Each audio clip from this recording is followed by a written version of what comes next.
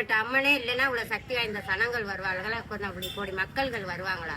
விக்கிரமே இல்லைன்னா அவங்கள்ட்ட சொல்ல முடியுமா? அதெல்லாம் பொய்யான நியூஸ்.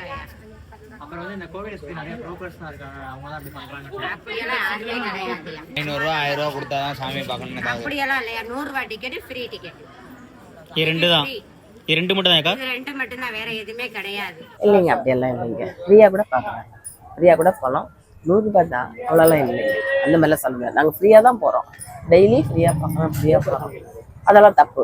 அது மட்டும் இல்லாமல் சமயபுரம் மாரியம்மன் சுற்றி மாதிரி புரோக்கர் இருக்காங்க, அவங்க வந்து 1000 2000 கொடுத்தா நான் சாமி வந்து ஒரு மரம் பார்க்க வைக்கிறேன், ரொம்ப கிட்ட பார்க்க வைக்கிறேன் அப்படின்ற மாதிரி சொல்லிட்டு இது பண்ணியிருக்காங்க. அதெல்லாம் இல்லைங்க, அதெல்லாம் எதுவும் கேட்க அந்த மாதிரிலாம் இல்லை.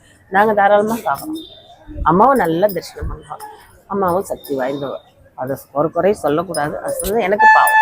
அப்புறம் கருவறைக்குள்ள இருக்கிறது வந்து சாமியே இல்லை அப்படின்ற மாதிரி சொன்னாங்க. அப்படியெல்லாம் இல்லைங்க, உண்மையான தெய்வம் அதுதான்.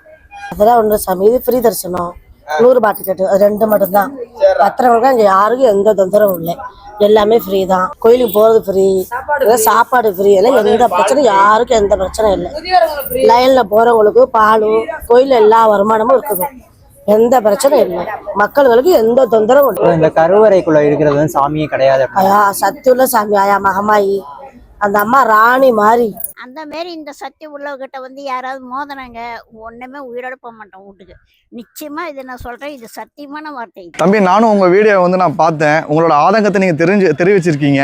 நீங்கள் வந்து யாரோ கிட்ட வந்து ஏமாந்துருக்கீங்க. நான் கிட்டத்தட்ட எனக்கு விவரம் தெரிஞ்ச காலம் 30 வருஷ காலமாக இந்த கோயிலுக்கு நான் வந்துட்டு இருக்கிறேன். நீங்கள் ஏமாந்துட்டு கோயிலை வந்து குறை சொல்லக்கூடாது. நீங்கள் ஏமாந்ததை வந்து நீங்கள் வீடியோ எடுத்து போட்டிருந்தா அது மக்கள் தெரிஞ்சு விழிப்புணர்வாக இருந்திருப்பாங்க. அதை விட்டு நீங்கள் கோயிலில் வந்து கருவறையில் வந்து சாமி இல்லை, சாமி எப்பயோ வெளியே போயிட்டாங்க அப்படிங்கிறத வந்து நீங்கள் சொல்லக்கூடாது.